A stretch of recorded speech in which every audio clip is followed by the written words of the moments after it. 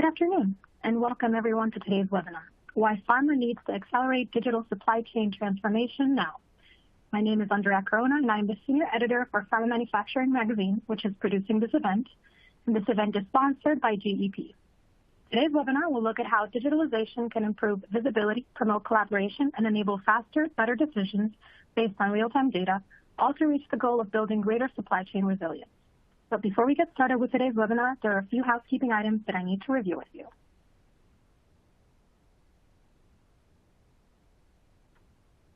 By now, most of you have probably been through a webinar with us. Unfortunately, the interface that we're using is quite straightforward. You should see 6 different boxes, each of which can be maximized or minimized for convenient interactions. If you minimize any of them, you can restore it using one of the icons at the bottom of your screen. And in the center is the window where today's presentation will take place. Under that, you will see a group chat box where you can exchange messages with any of the fellow attendees. Immediately to the left is the Ask a Question dialog box, where I'd encourage you to submit questions to our presenters, and we'll save some time at the end of the formal portion of the presentation to answer those questions. Also, if you're having any technical difficulties, you can ask those questions there, and one of our techs will help you out. Underneath that, there's the ability to share what's happening via social media, as well as a box with your audio controls. If you move over to the right, there's a box where you can download the presentation slides and any other related content. This webinar will be archived on our site, and we encourage you to direct coworkers to the recorded presentation. Finally, at the end of the presentation, please stay tuned for a very brief survey that will give us the feedback that we need to improve our future webinars.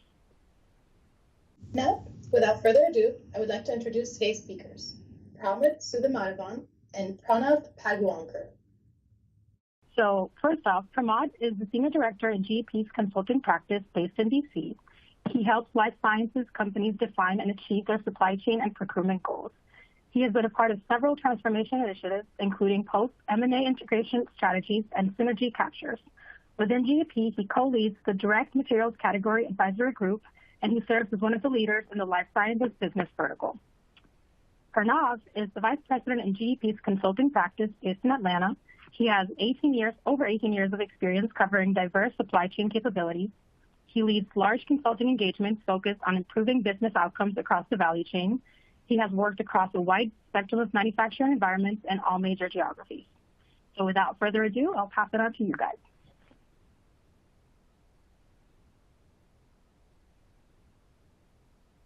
Thanks, Andrea, and welcome everyone to the webinar. The pharma industry is unique. It has been both a victim and a savior during the pandemic. Times have been hard over the last 2 to 2.5 years. So on one side, while it was playing savior, vaccine rollouts and all of that, on the other side, we had pharma's own supply chain also getting disrupted, as much, if not more, than other industries that we've seen. Now, while this was getting disrupted, we were all just navigating that uncertainty. But now it's been more than 2 years. We can look back, we can reflect, we can identify what were the specific gaps which hindered the building of resilience and countering of all the disruptions that were happening at that time. So that is the topic for today. We are going to look at, now that we are 2.5 years and still running at, for some reason, one disruption every quarter, what can we look back at? What can we say these were the gaps, and what role does technology play in helping us fill those gaps? At GEP, we have over 6,000 GEPers practicing purely in procurement and supply chain across both consulting and the software side. So we have a unique vantage point, and our aim today is going to be really to showcase and bring to you insights that we've gained over the last 2.5 years on what could we do, what are the gaps, and how to fill them. Yeah. Pranav, it's true that the last 2 years in particular have been very challenging. But supply chain disruptions are really nothing new, right? So what is still standing in the way of companies achieving supply chain excellence? I would assume some of the fundamental issues are common across industries. So can you first give us an overview of all industries, and then perhaps, we can dive deeper into pharma from there? Sure, Pramod.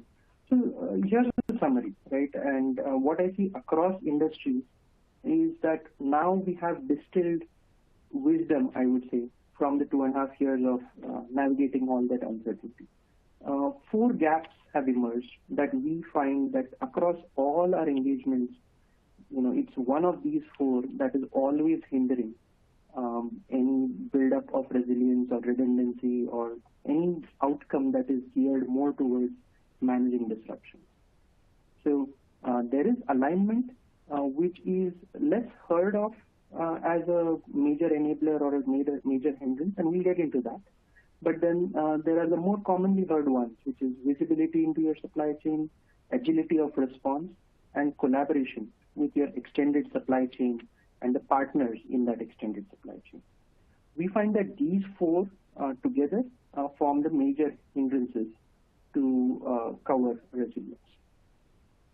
So in fact, we did a survey earlier this year and looking at basically the same topic. And this slide was in particular insightful for me because when we looked at is resilience really top of mind, we got 2 different answers. On the left, you see that for the top management, for the CSCOs and the CPOs, resilience is absolutely top of mind. But when we asked the same question to mid-management, we got a different answer. They are still looking at achieving the lowest cost and achieving on-time delivery as the number 1 and 2 objectives. Resilience is a third, and sometimes a distant third. So we were looking at why this is so. And we realized that while management has been telling them that resilience is the top priority and we have to do everything to achieve it, they are still being measured on their old objectives, decade-old objectives of cost and time. So resilience is being demanded, but it is not being rewarded, it is not being incentivized. Until those incentives change, you cannot really achieve firm organizational alignment, and that alignment is what will then drive resilience. So this was an important finding for us, and that's why we always put alignment first when we look at what are the 3 or 4 gaps that need to be covered. Alignment also goes beyond people. So what I spoke about here is just people, but then there is the alignment of the physical supply chain infrastructure. Then there is the alignment of the virtual infrastructure, which is your technology and your tools. All of these have to be aligned for you to march in any one direction. This is just foundational. So after this, the other 3 gaps are somewhat more intuitive, and also we find that practitioners have been already aware of these gaps and are looking for solutions in this direction. So if you look at the right here, the top solutions that practitioners are looking for are in those gap areas. It is visibility, it's collaboration, and it is flexibility or agility. So these gaps are, they kind of flow in a sequence, right? The supply chain visibility is essential. The more visibility you have, the more effective early warnings you're going to get.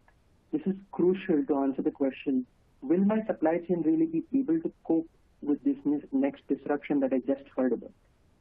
Then there is agility, where once you've heard about it, the quicker you can respond, the more damage control you can do. The recent disruptions have left us with days, not weeks, not months, not years, to cope with them and respond. That's where it becomes more crucial. And often, to respond to such a disruption, it's not the speed of response alone. In fact, it is not even possible for the organization by itself to respond to such a disruption.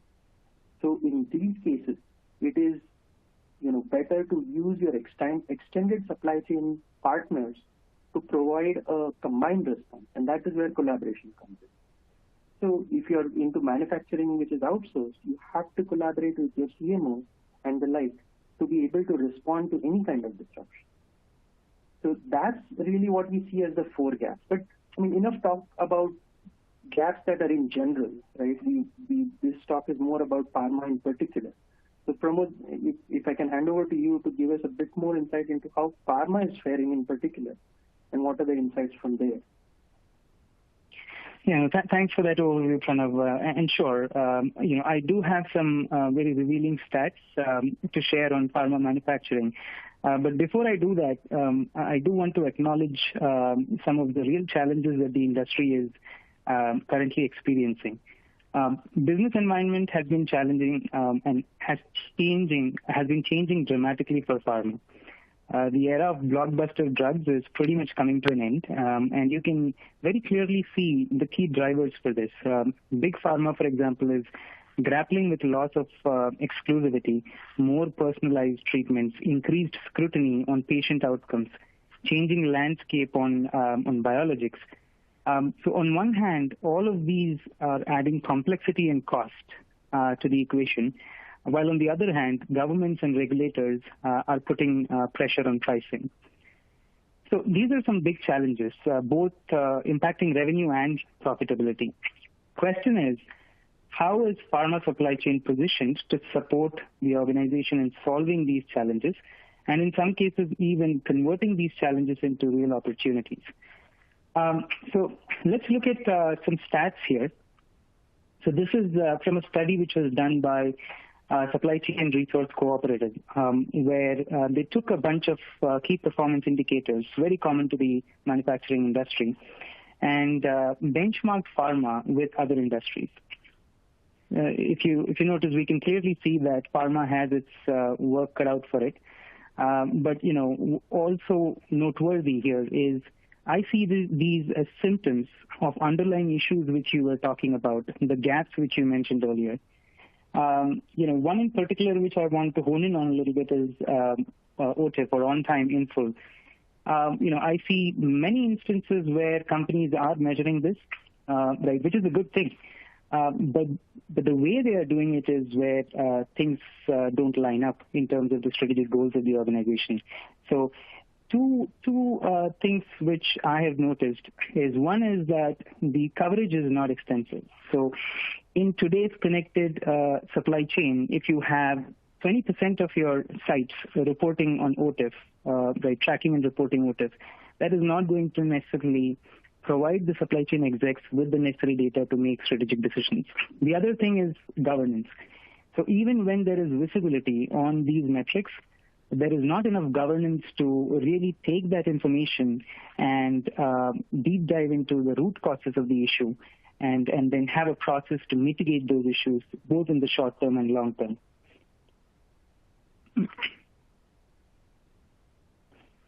So this is interesting, Pramod, but I think what does this mean for pharma leaders? Like, are there, like I spoke about some of the gaps I see across industries, but are there imperatives which are there clearly for pharma leaders, which are distinct and different from the resiliency, which continues to be the dominating overarching theme for supply chain? Yeah, no, absolutely. I think, you touched on resiliency. Risk mitigation and resiliency, no doubt, is one of those key challenges for pharma as well. But beyond that, I think there are three factors which are putting strain on pharma supply chain as of today. So let's look at those three, starting with raw material availability and cost. So over the last few decades, I would say we have seen rampant globalization in the pharma supply chain, raw material supply chain in particular, right? And China and India have emerged as strong hubs for sourcing raw materials, not just APIs, but even other raw materials and disposables.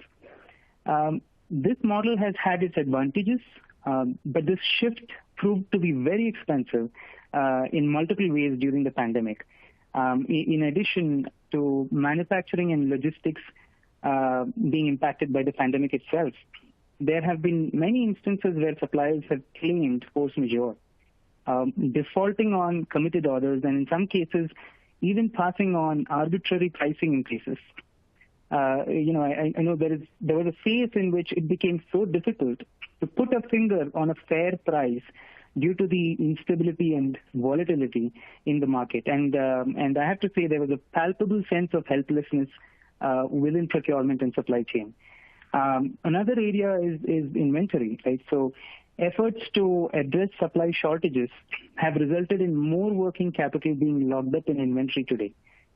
And at a time when interest rates are so high, and this is nothing short of a double whammy. Everyone knows that pandemic is not going to be the last mega disruption we are going to see. And so there is a serious interest now in diversifying the supply base and also looking at, inventory visibility, increasing inventory visibility and collaboration. An example which I can quote, and probably many in the audience would be able to relate to this, is around disposables and filters during the pandemic. So we had a client who found themselves in severe shortage of filters and disposables during the pandemic. We partnered with them. What we realized is that, of course, there were pandemic-related issues, but the root of the problem was also limited and skewed forward visibility into the raw material inventory positions. So, for instance, there was no good mechanism, I should say, to factor in risk-adjusted planned receipts. So we had to pretty much piece together a Band-Aid solution for the client in record time. The solution provided a split of the bill of materials into different elements, by material, by site, supplier, etc. And this created a fairly accurate shortage overview in a sort of rank-ordered manner, depending on how far out the shortage was, right? So 30 days, 60 to 90, and so on.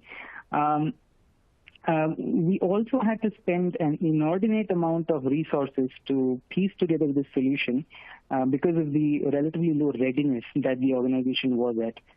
Of course, we did manage to bring a lot of relief in the short term. The solution was well accepted. But if there was one key takeaway for the client was that they needed to seriously reconsider their digital maturity in this space.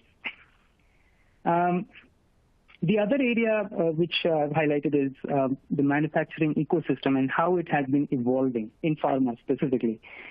Some recent stats have noted that the CMOs are responsible for about 39% of pharma production. And in our view, this number is going to notably increase in future. And there are a couple of factors at play here. So firstly, if you look at the FDA approvals of new drugs over the last 5 years, there has been a 40% increase over the previous 5 years. Now, add to this the explosion of M&As, the sheer complexity of more nuanced supply chains required for newer treatment techniques, like CAR-T, for example, and even relatively shorter production runs. There is simply no way manufacturing is going to be able to keep pace and meet speed to market expectations without partnering more with CMOs. So what does this really mean for supply chain, right? Well, for starters, you now have to worry about an extended supply chain, which includes not only your contract manufacturing partners, but also their tier 2 and tier 3 suppliers. Where clients are struggling the most right now is around setting up or establishing a single source of truth, which is accessible across the board. So, tollers, site planners, procurement, the entire upstream supply chain.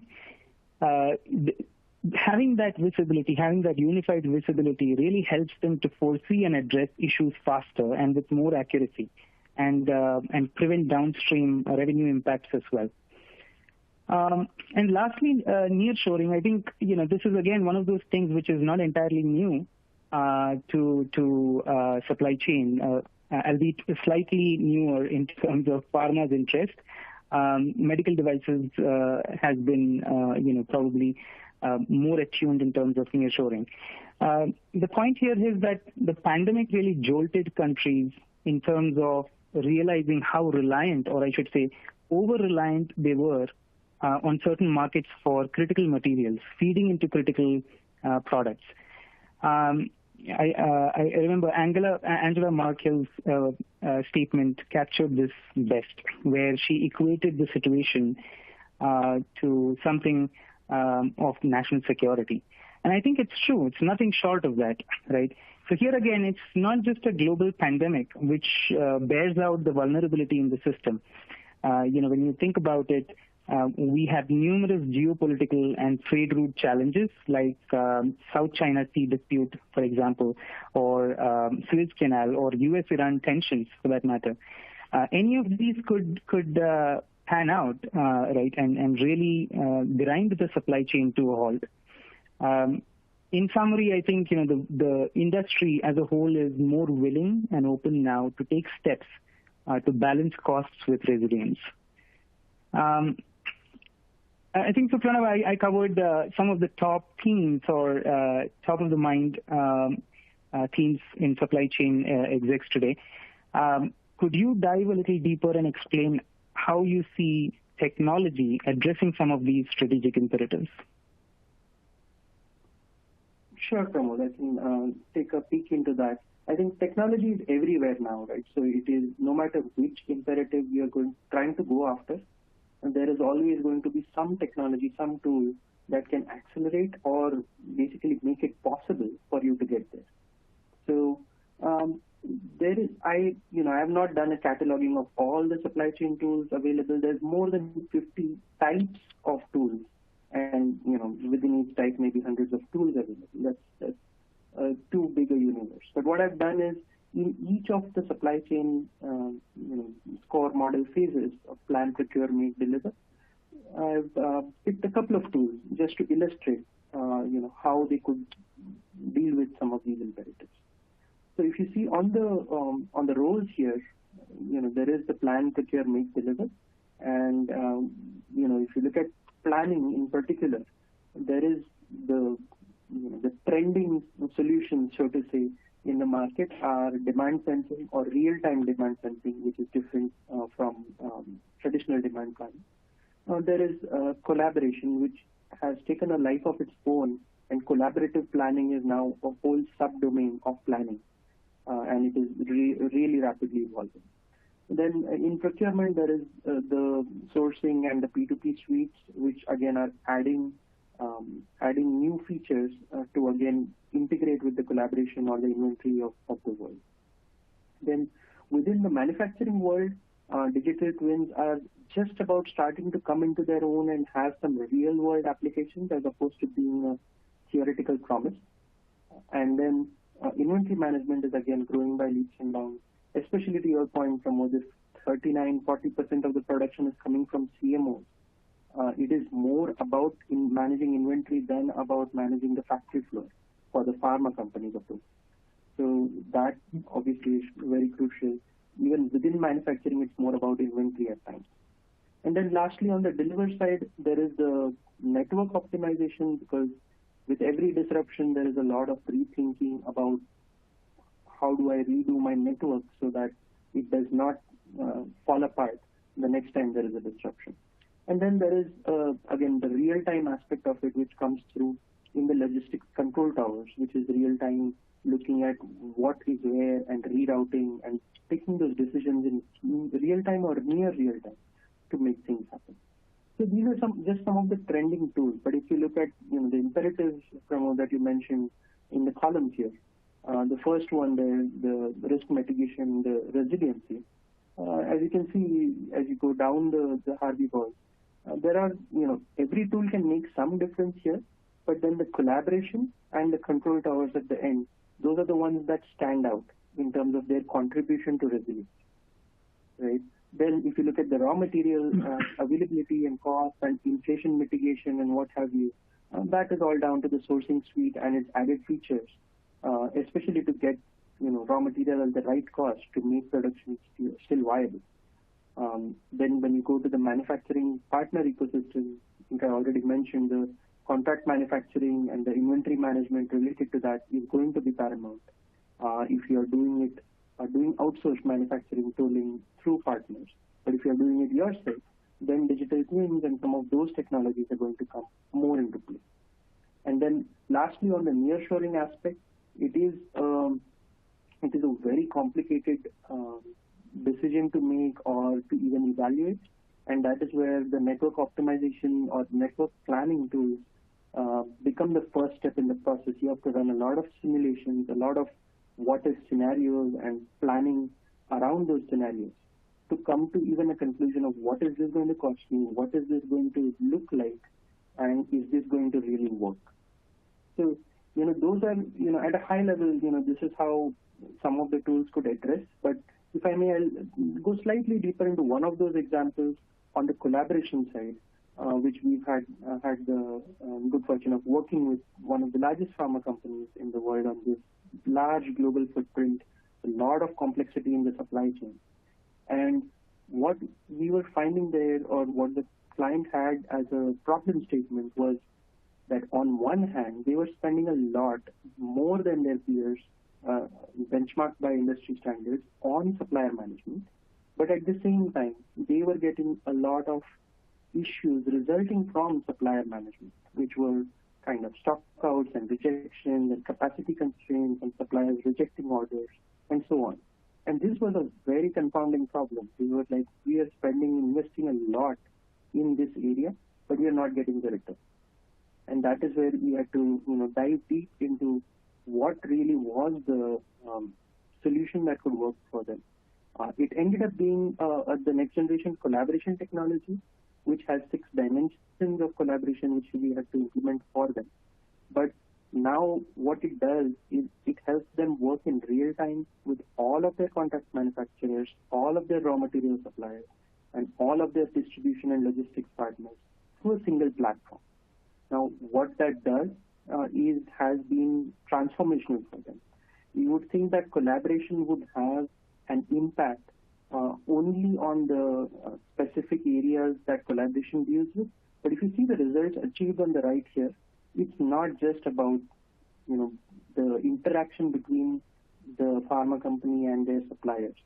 The business results have gone far beyond what you would expect just collaboration, tactical collaboration to deliver in itself. So that's really the power of these targeted interventions. It's not just going to be once you identify the right problem and identify the right solution, it is going to really have transformational impact because the technology is there and the supply chains are right for this kind of transformation or innovation. Now, we've done this collaboration part that has been successful, continues to evolve. But then going beyond that, next step on the priority list for them was the logistics area. We are now going towards the control tower and evolving that, hoping to have similar success, on the control tower as well. So overall, I think one area that was looked at, one result that was achieved in terms of implementation, but in terms of business outcomes, it was a multitude of positive results. And that is what these technologies are really able to achieve. That's what I wanted to highlight. Yeah. No, I agree, and I think going down that priority list comment that you made is very interesting, and I believe very important as well, because finally, supply chain executives don't have unlimited resources. They don't have endless investment dollars, right? So beyond knowing which technologies are going to help, prioritization is very crucial. And I think a carefully planned roadmap can transform the supply chain, no doubt. So let's talk a little bit about what it takes to be successful. So from our experience, there are 3 key considerations which we would emphasize. Right, that's organizational alignment, cleansed data, and interoperability. Once you've got that right, then it's mostly an exercise prioritization. So let me elaborate, starting with the 3 considerations first. As we indicated earlier, right, even though we are seeing a positive mindset change with respect to supply chain resiliency and top leadership, it's rarely percolating downward. Quite often it's a case of misaligned incentives. If the organization is solely measured on costs and efficiency, then there is very little motivation for middle management to really strive for resilience. And this is a deal breaker. There has to be a shared understanding of resiliency goals across the organization. And further, there has to be clarity on what achieving those goals would mean for everyone in the organization. Next is data availability and integrity, basically cleansed data. We we can't stress enough how important this is and how often this is overlooked. There has to be a commitment to identify data sources, assign owners and define access, bridge any gaps, conduct some basic cleansing and structuring to ensure a solid and good foundation for the digital journey. And third thing we stress is interoperability. So resilience is a single goal, but no tool can give you resilience. Tools can give you visibility, collaboration, agility, and so on. But if these tools don't talk to each other and they are not able to talk to the other systems in your environment, then you won't get resilience. We live in a world today where you have a new point solution being introduced to the market every other week, almost days in some cases, right? So ease of integration is no longer a wish list item. It is an absolute must. Ease of integration is something that you should demand from your providers. And now comes the question of, okay, what should I digitize first, or where should I begin? As much as we hate to say it, it depends. Looking at it from a lens of, ease of implementation versus what the ROI is in your situation is usually a sound approach. So, for instance, in the earlier example, the case which Pranav mentioned, he spoke about how inventory visibility and collaboration was important or was the biggest gap in achieving resilience. So it made sense to start there. And perhaps, Pranav, you might have some other examples to share where something else was the prerogative for the organization. Yeah, sure. I think the network modeling that is there in the top quadrant here, that reminds me of a very interesting change that I've at least noticed. Because network modeling or network optimization is not new, right? It's a very old, age-old tool that has been used for decades to take cost out of the network and say eliminate a warehouse here or a factory there. So when the term network optimization is used, though, the question of what are we optimizing is not even asked, and that is because historically the optimization is on the cost, and that's just implicit that network optimization means take cost out of the network.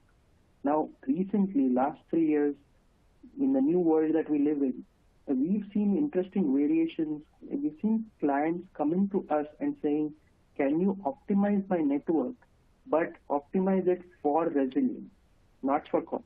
Can you optimize my network for agility, like in terms of response time? They want to be able to have their plan B activated within 2 days instead of 2 months as it would have taken earlier. So can you optimize my networks for that so that if one node goes down, my backup plan gets activated within 2 days? So that's an interesting variation because the technology there is the same or similar. It just has to be slightly more advanced, but the business problem that it is solving is very different. It is, network optimization actually building redundancy and resilience rather than taking out nodes and warehouses and so on from your network. But the power of that technology to solve that business outcome is very, very possible because it is really solving a different problem with equal effectiveness. So it's very interesting to note that. Yeah. No, true. I fully agree, and it's interesting how there is a pivot clearly, and ties very well back to the world that we live in these times, right? But Pranav, does this mean that we need to completely rethink the approach itself of transforming supply chains, given what you just stated? No, I don't think so. So, the transformation roadmap remains largely unchanged at the highest level. Right? It does not change drastically. What I think happens now is the key considerations which you highlighted earlier, those need to get built into this roadmap for it to have any chance of succeeding. That was not the case earlier. So, for example, right, there is still an assessment phase, which historically was the case. But now your assessment has to, in addition to doing all the traditional assessments, has to validate whether your data is there, available in a reasonably cleansed state for any technology intervention to actually work. Otherwise, you're setting up for failure.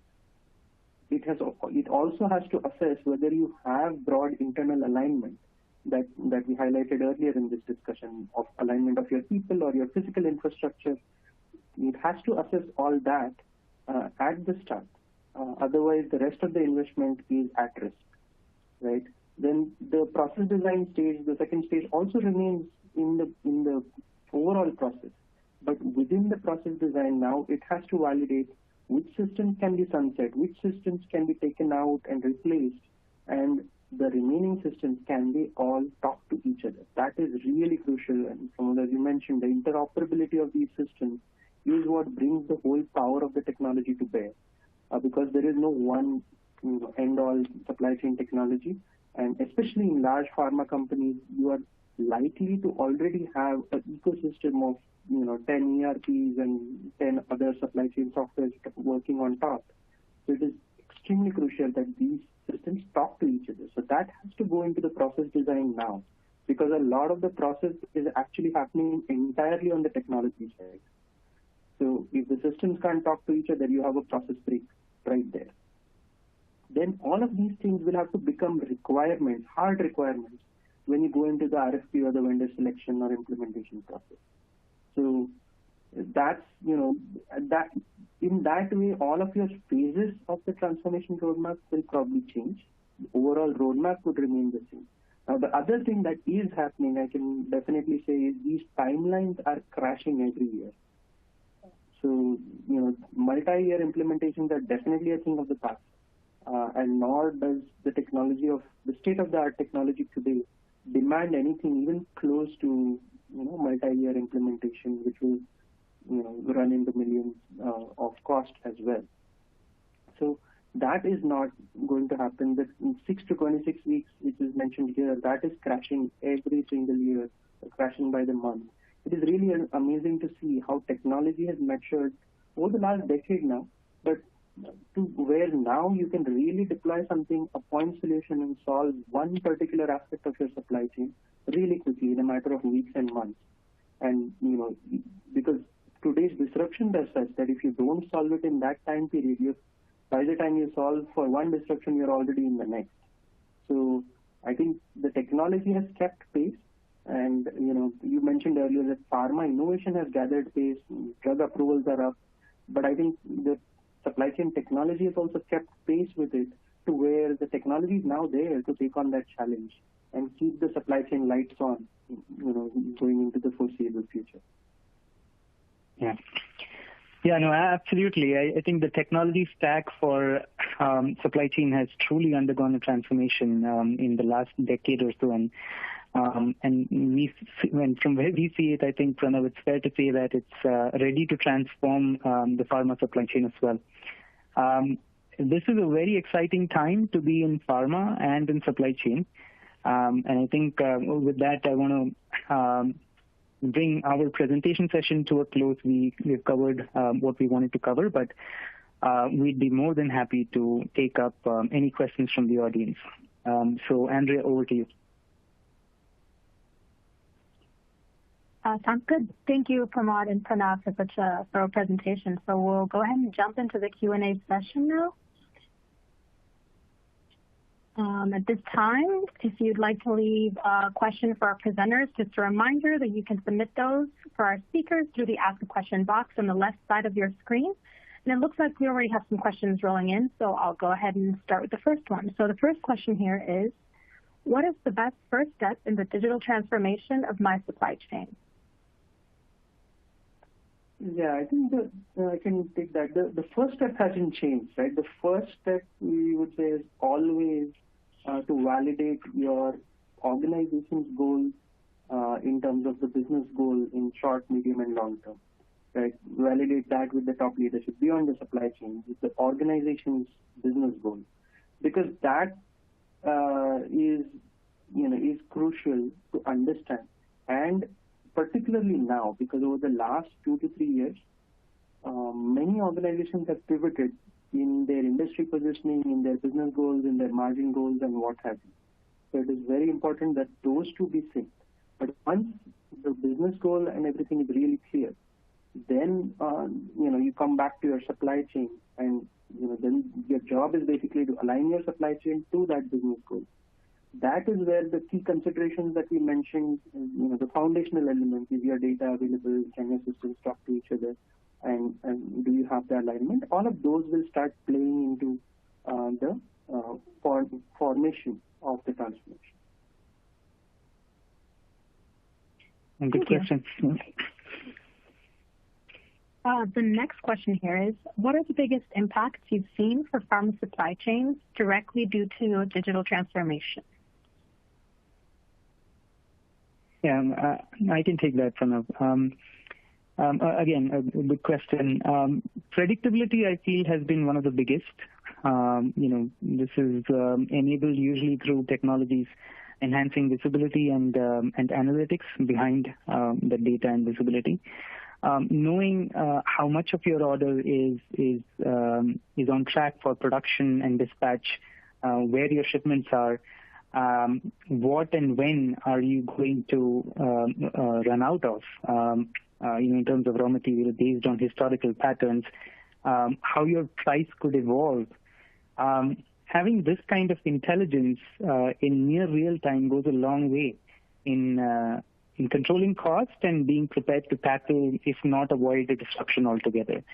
So I think that's definitely one of the biggest impacts that clients have seen through digital transformation.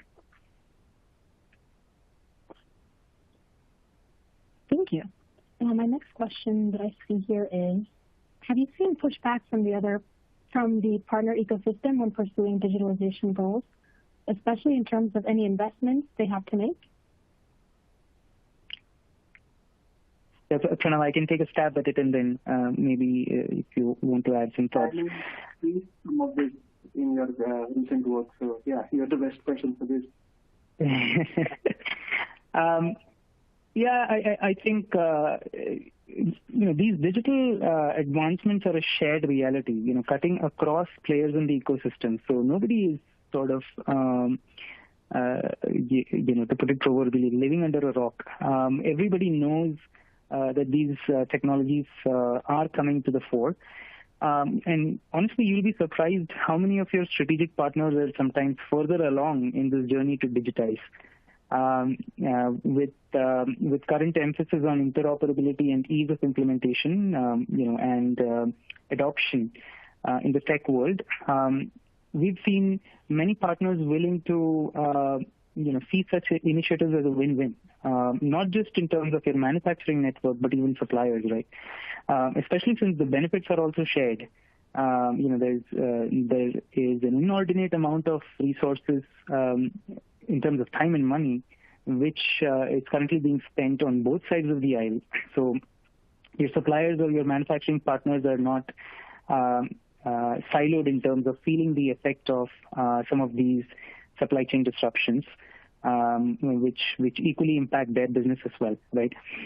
So again, we're not saying that there will be zero pushback, but in our experience, partners have sort of come to see the value, right, and make the necessary investments. And Pramod, I'll add a bit to that. I think in the specific case which we covered earlier, also we had this same situation, pushback from the suppliers. You tell them you have to learn one more system. Obviously, there will be some pushback. But I think that the message was really important there. Instead of telling them that, hey, now there's this new system we are deploying, learn this as well, we could tell them that you were using 5 different systems to communicate with our entire network or 5 facilities and so on. All of those are getting replaced by a one window solution for you, which has the slickest UI you can imagine. That message is very different from just dumping another system on your supplier. So first, that has to go into the design considerations when you're selecting the technology, but then also the messaging to the supplier is really important.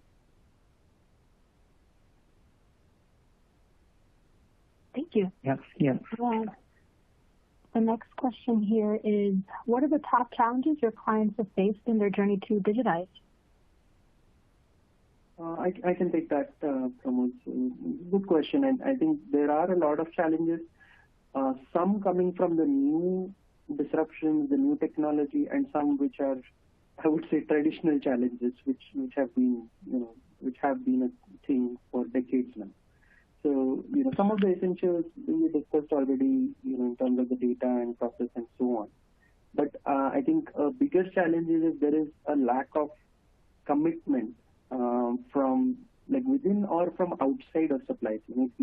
Because these technologies interact not just with the supply chain organization itself, where the head of supply chain can not dictate terms but drive consensus. But it also has to interact with other departments in the organization. So that commitment from those other areas and the clarity of vision is really important before the digital rollout happens. And then the other thing is process alignment. I think even when we had multi-year rollouts of ERPs in the past, there was always this challenge of, do you just take your existing processes and replicate them in the system, or do you take that as an opportunity to re-engineer your processes based on the best-in-class that the system has codified, right? The change that has happened is previously the system implementation took way longer than the process engineering. So there was always enough time to engineer the processes while the system was being deployed. Now, with the latest technology, the system is on the cloud, out of the box, getting deployed in a couple of months, whereas your process re-engineering is now your critical part. So the challenge is, can you redesign, reorganize your processes quickly enough so that they can go into the new technology, right? And that has now become a new challenge because of the timelines getting swapped in terms of process versus technology. Because finally, if you take your existing processes without any redesign, you are underutilizing the transformative power of the digitalization. So, it is really important to balance that trade-off. Thank you. That's perspective. The other question I'm seeing here is, have you seen a lot of nearshoring in pharma? We've seen a lot of discussions on nearshoring in pharma. So, in fact, I referred to that in the network modeling example I was giving earlier, that, there are a lot of what-if scenarios that our clients are trying to run to see what if I nearshore this, or what is going to be the cost implication, what is going to be the time implication, and so on, and what is the capital investment that is going to be required. What we have not seen is decisive movement on top of those what-if scenarios. So we've not seen as many implementations of a nearshore network as we've seen, what-if scenarios being run. Now, that is very complex to implement something like this, and nobody wants to trigger seismic shifts in their network or to let go of their existing ecosystem. So it is something which is a much more long drawn-out process, and I'm sure many of these discussions will progress into reality over time. But the situation today still remains that there is, many pharma products which are fairly simple, even generic pharma products, but they are traveling around the world and going through multiple stage-wise manufacturing facilities before they reach the customer. So there is a case definitely for doing the nearshoring, even just from the simplification angle. And of course, as we've seen during these disruptions, there is a case for doing the nearshoring for agility, to be flexible and to be able to respond, within country or within region to disruption. So there is a case, but the road to execution is fairly long. So we haven't seen a lot of companies yet successfully get to the other, get past the finish line. Yep, I would agree. Thank you. It looks like those were all the questions we received today. So I just want to say thank you again to both of you for fielding all those great questions and sharing all your insights with us. And just a final reminder to the audience to please let us know your thoughts on this presentation by answering our brief survey, which will appear on your screen shortly. These answers are highly appreciated, and they help us craft future events. This webcast is going to be available on demand shortly at pharmamanufacturing.com. And on behalf of Pharma Manufacturing and the folks at GEP, thank you so much for joining us today, and have a nice day. Thank you. Thank you.